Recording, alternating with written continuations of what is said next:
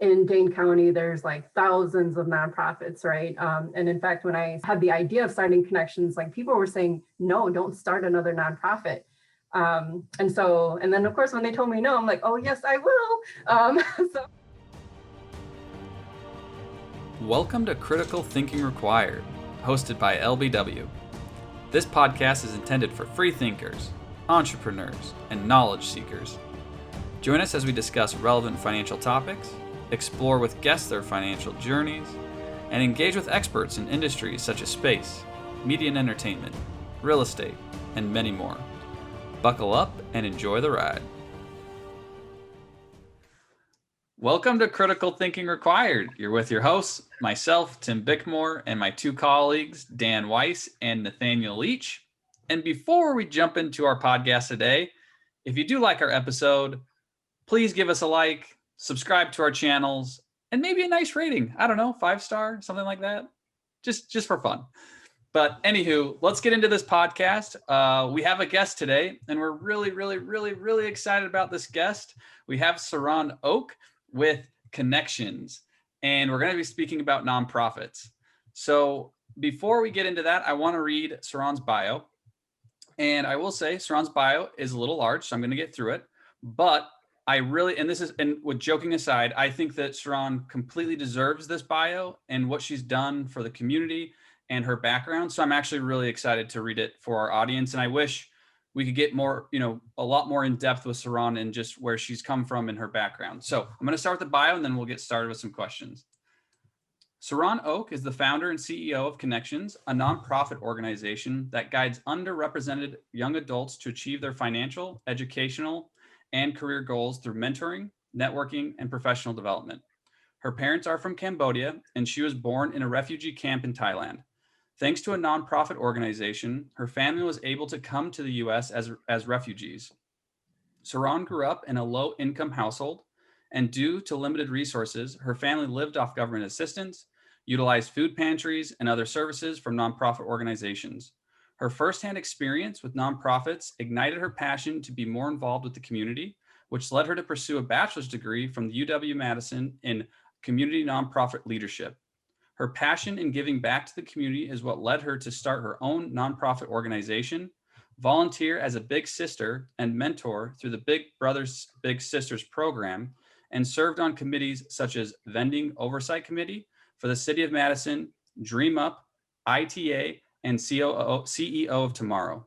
She is passionate about financial literacy, has over 15 years of working for financial institutions, and uses her financial knowledge to create curriculums and workshops to help underrepresented young adults and those from low-income communities make good financial decisions. She also started a small business called Dream Bigger, where she empowers people to achieve their financial and career dreams. Her mission in life is to inspire others to give back and help each other succeed. Honestly, Saran, wonderful bio. So excited to have you on the podcast. Cannot wait to talk about how to start a nonprofit. Thank you, Tim. Yes. I'm going to kick it over to Dan. I'm going to let him start off with some of these questions. Yeah, actually, I think an understated bio.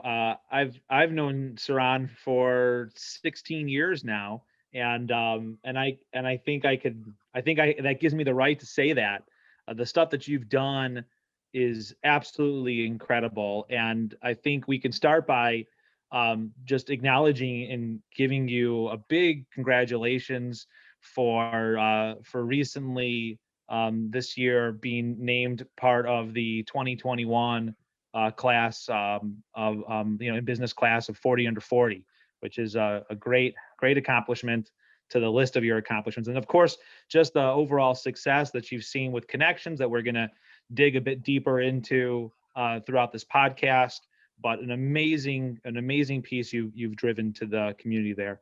Your bio speaks to, I know, some of the start as to why you've chosen to give back and in this manner. But I also know, and the audience doesn't, that there's more to it than what Tim just stated. Could you talk a little bit about that? Talk a little bit as to why you give back, why you've chosen a nonprofit structure to do a lot of that work. Yeah, absolutely. First off, thank you guys for having me. I'm so honored to be on your podcast. and grateful for all the support that you've given me throughout the years and supporting conNEXTions. So just wanted to thank you all for that. Normally I like to give people a little bit about my background to kind of understand that passion and why I created conNEXTions the way I did. It was a little bit in my bio, but just kind of backing up a little bit further. So as some people may know that, so I'm Cambodian and my parents are from Cambodia, which at the time that I was actually born in a refugee camp in Thailand. And so we were fortunate to come to the US as refugees. So we were actually sponsored by a nonprofit organization in the 80s to come to the US. And we first landed in Chicago, moved to Madison, and been here for like over 30 years. And so just growing up in Madison, I've always been grateful for the nonprofit organizations and just the community that helped our family, because I mean, could you imagine coming from another country, not speaking the language, just different culture, and trying to raise kids in just a completely different environment. So my parents didn't really know any better, but it wasn't really their fault because they came from a third world country with third grade education. And for me, with me being a Cambodian girl or woman, they're just, they're like, Saran, don't worry about anything. Just find a husband and get married and have kids. Like that's your job, quote unquote, in life. And and so, I knew that wasn't what I wanted to do, but I just didn't know what. And I was the oldest in my family. I didn't have any big brother, big sister to look up to, didn't have any mentors or anything. And so I really struggled. And then just kind of just passing by in school and just doing, what I knew.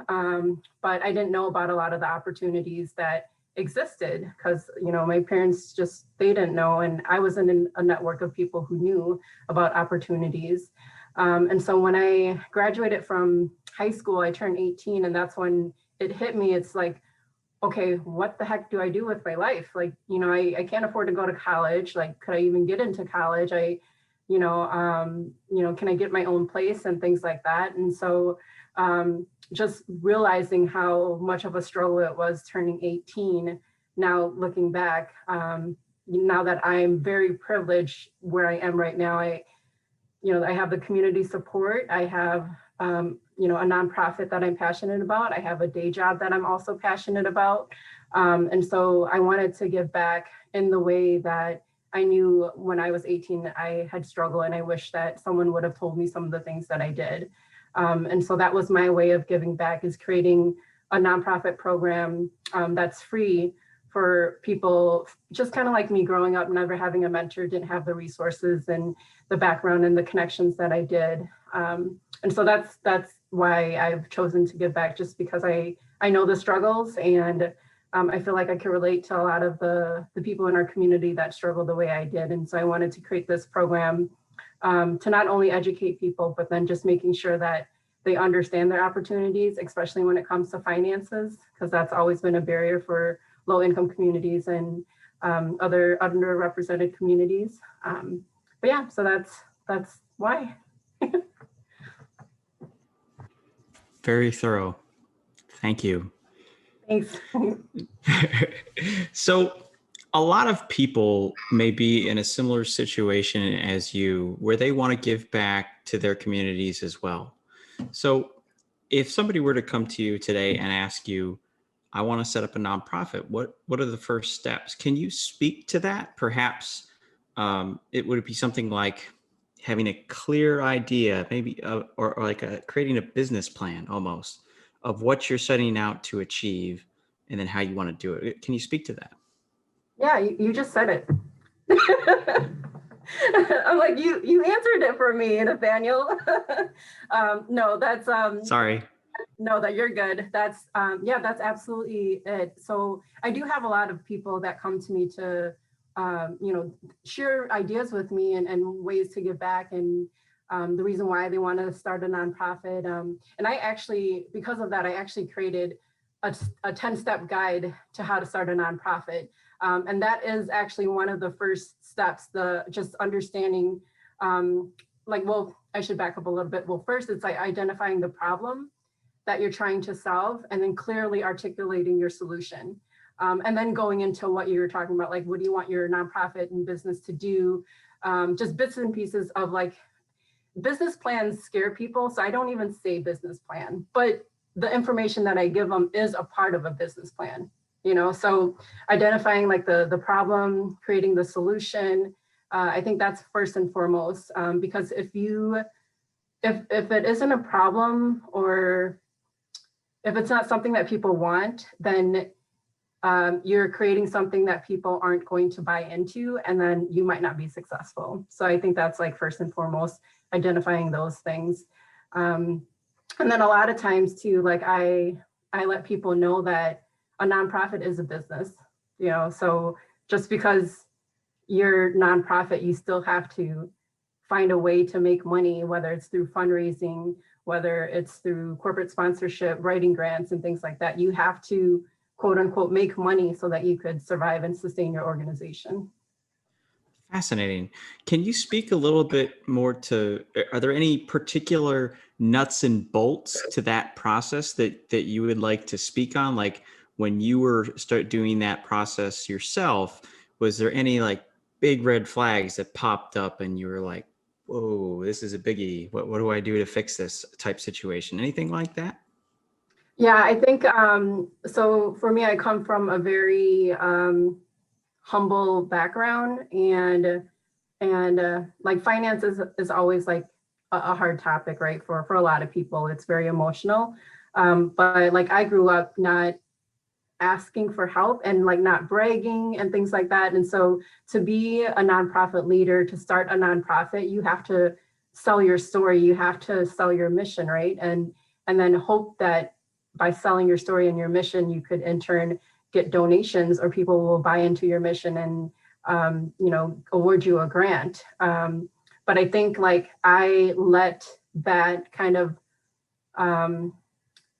get in the way of how I raise money for conNEXTions, because I never asked people for money. I was too shy. Like I'm like, oh, I don't want to ask them for money. I'll just use my own money. And that was, I think for a lot of business, we do, when we start out, we use our own money, right? I mean, it's just like, that's what we do generally, but that's not going to be sustainable. And so I had to, after a couple years, then I finally like got the nerve to start asking for help, start asking for money, and just doing a better job of telling my story, and not worry about that I'm like showing off or bragging. I'm really telling the story of conNEXTions so that we could help out our community.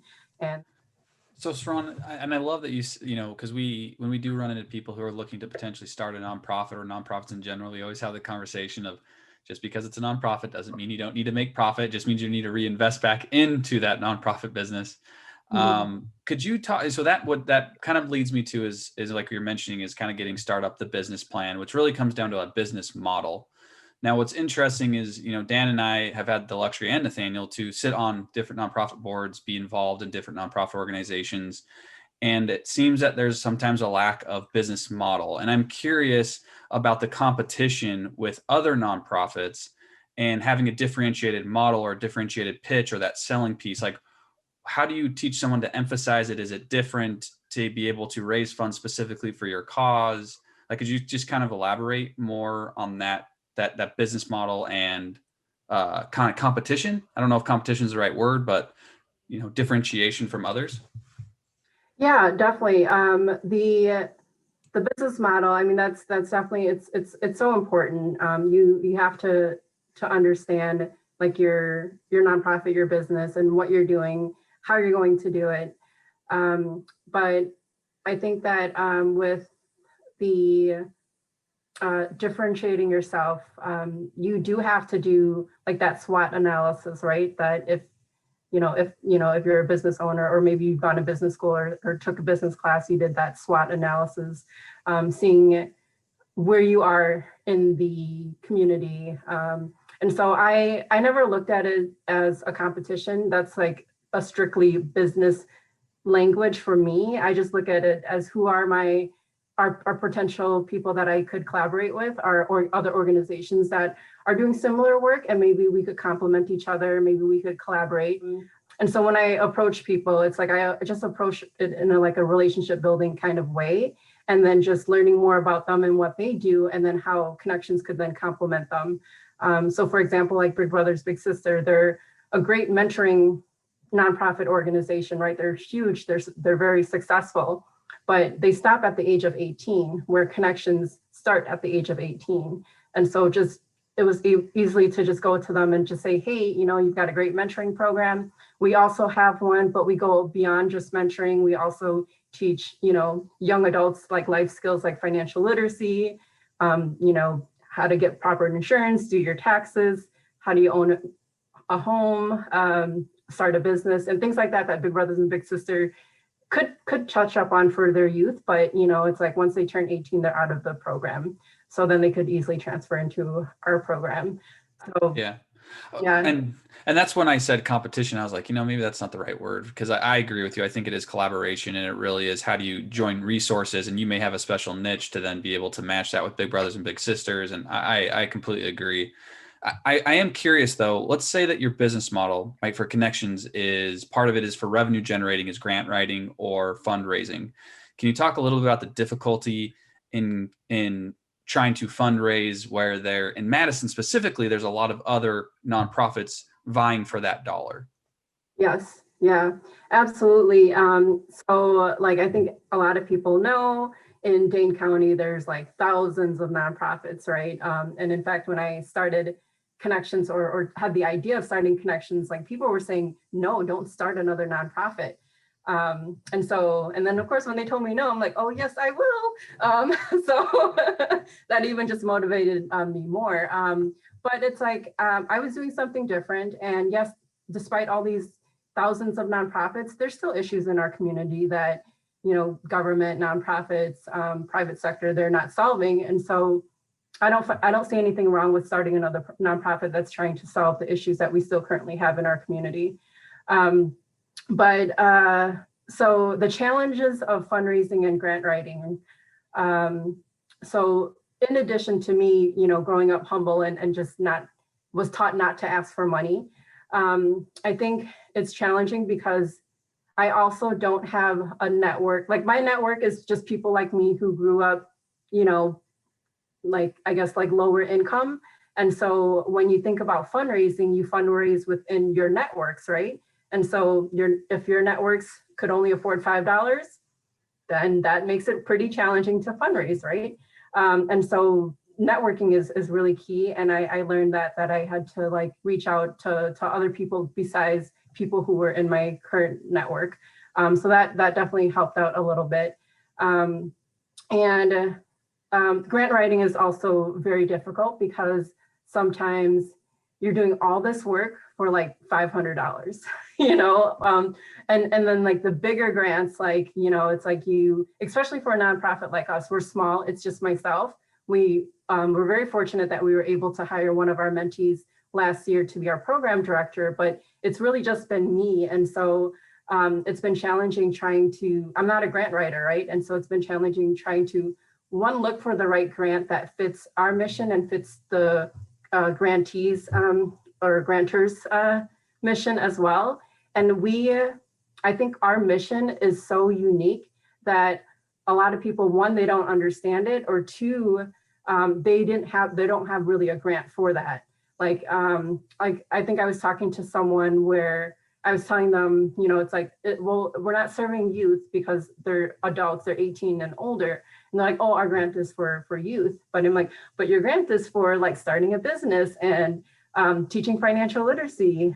But they restricted to just people who are under 18. So then we didn't qualify. But then for programs that are for adults, you know, it was more, you know, it was just different kind of needs. So it was really hard to look for grants that fit your mission. And which makes sense because like if it's their money, they want to give it to a certain organization that fits their mission and what they do. So I think that's always a challenge.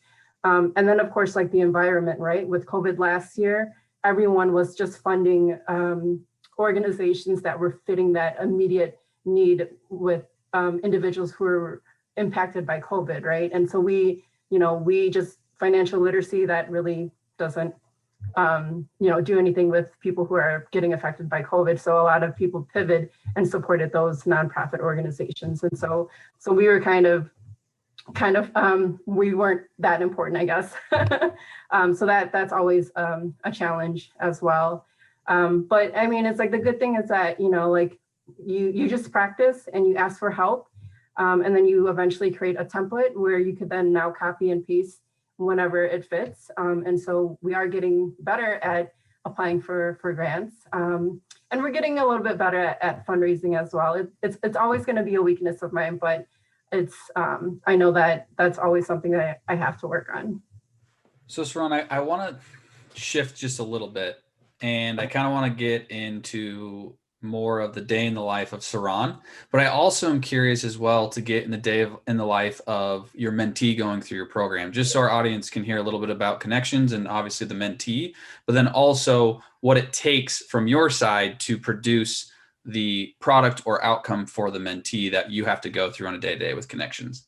So you can start whichever way you'd like, but I'm just kind of curious to get a little bit more into depth about that.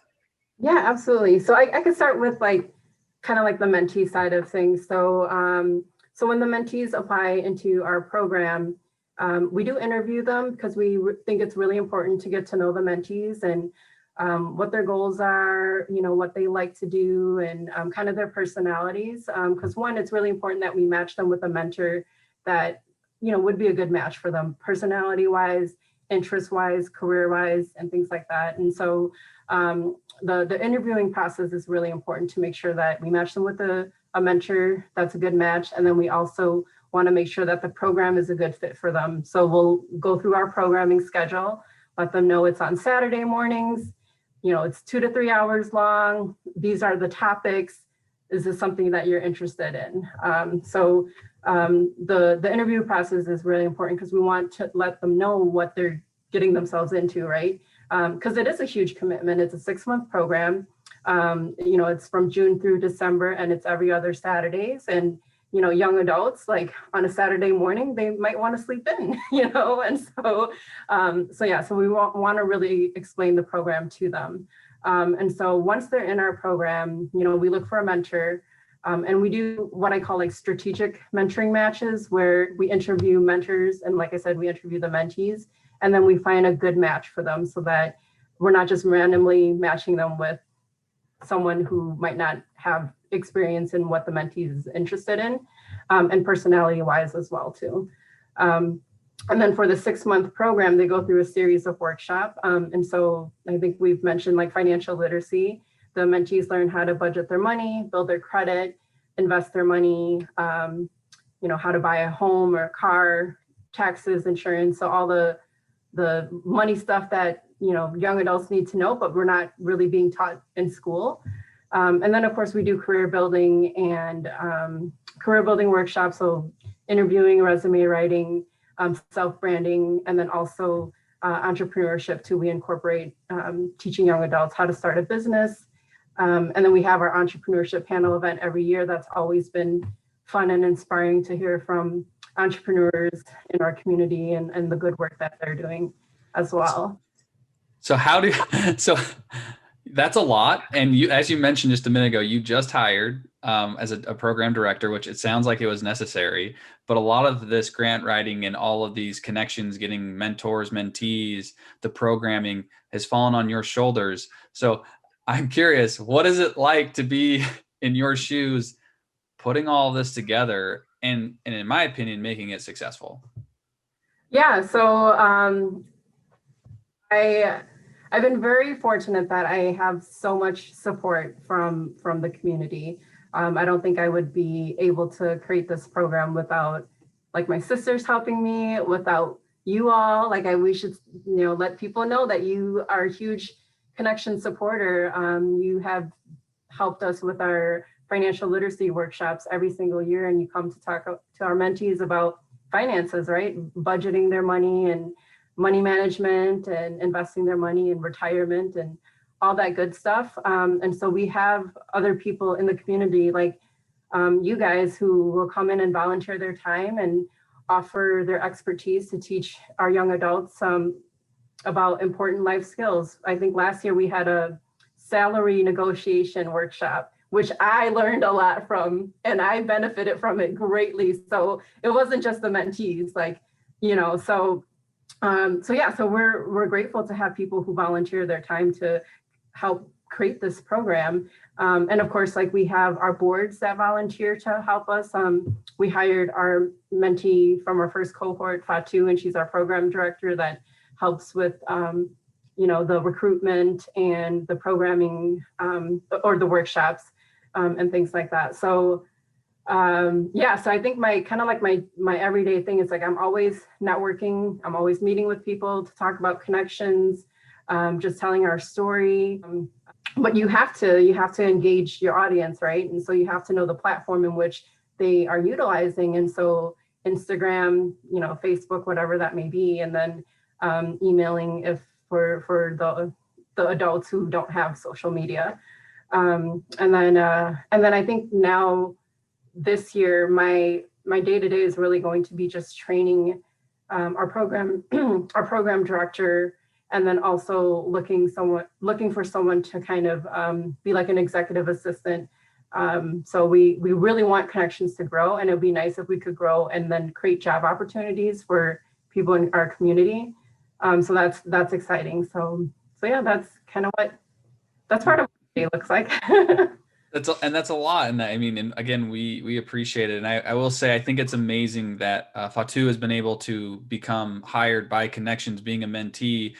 That is full circle of exactly what you're trying to achieve. And I just think that is inspiring, and it's wonderful to see. And especially if you're going to continue to build that, I just wanted to just give that a little bit of an emphasis shout out. But I know Nathaniel has a few more questions, so I'll be quiet now. I just actually have one, and I think it's a doozy. So, Saran, what, if anything, would you have done differently with Connections? The starting of it, how you executed on it, at any point in time, did you ever think, I wish I could have done that differently? Yeah. So like, I hate to admit it because we talked about business plans. But I think, and a lot of people do this, right? You're passionate about the work that you do, and you just get into it and you just create something. And so I think now what I probably would do differently is actually create like an actual business plan, doing the SWOT analysis and all that stuff. I mean, I did some of it, but it was like informal, and it was all in my head. I didn't really document anything because I was just so excited. And I think, I was excited because Dan and Tim, I don't remember, I reached out to y'all and I said, hey, there's this young woman who wants to be a financial advisor, and, you know, like, can you reach out to her and talk to her? And when you guys said yes, that's actually why Connections started, was thanks to you all agreeing to mentor this young woman. And so I got so excited, I just like started Connections. And so not that I regret that I did it that way, but I probably, if I would have done it, you know, create a business plan, that business plan would help identify our financial, the importance of our finances, right? And so when you do your business plan, then you have to do a budget, and then realizing all the numbers, you know, the money that goes into running a nonprofit, and especially when you're always having to fundraise, where as a business, you're selling something, you kind of have an idea of your revenue, but when you're fundraising, it's like, it's harder from the beginning, knowing where that money is coming from. And that could be really stressful, right? If you don't know, like I'm such a, like you guys know, like I budget my personal finances, and it's so hard to budget the Connections finances because I don't know where the money's coming from next year. And so I freak out a little bit with that. So I think that's probably what I would have done differently, is just creating a more formal business plan and emphasizing the budget piece of it. And again, it's always a challenge for nonprofits anyways, but I think if I did that from the beginning, that probably would have made things a little bit easier. Thank you for that, Saran. I appreciate that. Yeah. Okay, Saran. So one of the last questions that I have, and I think it's a very pointed question, and it's important to probably ask in a lot of different realms, but I am curious, how do you define success when it comes to connections? That is an excellent question. So the way I define success, well, first of all, I don't define success personally myself, if that makes sense. So I would say that whoever it is that I'm trying to help become successful, they define the success. So they tell me what their success looks like, and then I help them get there. So that's how I define success. Does that make sense? Like I came up with this, so. No, that makes excellent sense. We see the same thing in our line of work where somebody's definition of wealth to them is Yes. completely different from another's. And then we just try and help them get there. Yes. Okay, you get it. So there you, yes, exactly. Yeah, because I mean, to me, like not getting married and having kids and letting my parents force me what to do, to me, that was a success. And to someone else, they're like, that's silly, you know? And then to other people, it's owning a home or starting their own business or going to college or having a good retirement, whatever that may be. That we all have our own definition of success. And if our community, if we could create opportunities and eliminate these barriers for people to achieve their own success, to me, that's what success looks like. And I feel like connections, we get at that because we help them with everything pretty much. And then we interview them, they tell us their goals, what they hope to achieve. And then we connect them to mentors that could help them get there. We create programs and workshops and resources that could help them get there. It's a wonderful Fantastic. answer. I'm so glad that you understood that because I was like, wait, like, because sometimes when you just think of something, like, is that coming out the right way? So Very clear. Let me just confirm, since I don't really do client relations that much. Dan, Tim, did I do that right? You are correct, Nathaniel. Hey, Spot on. Yep. We'll have to rehire for your role, Nathaniel, and move you into a different spot.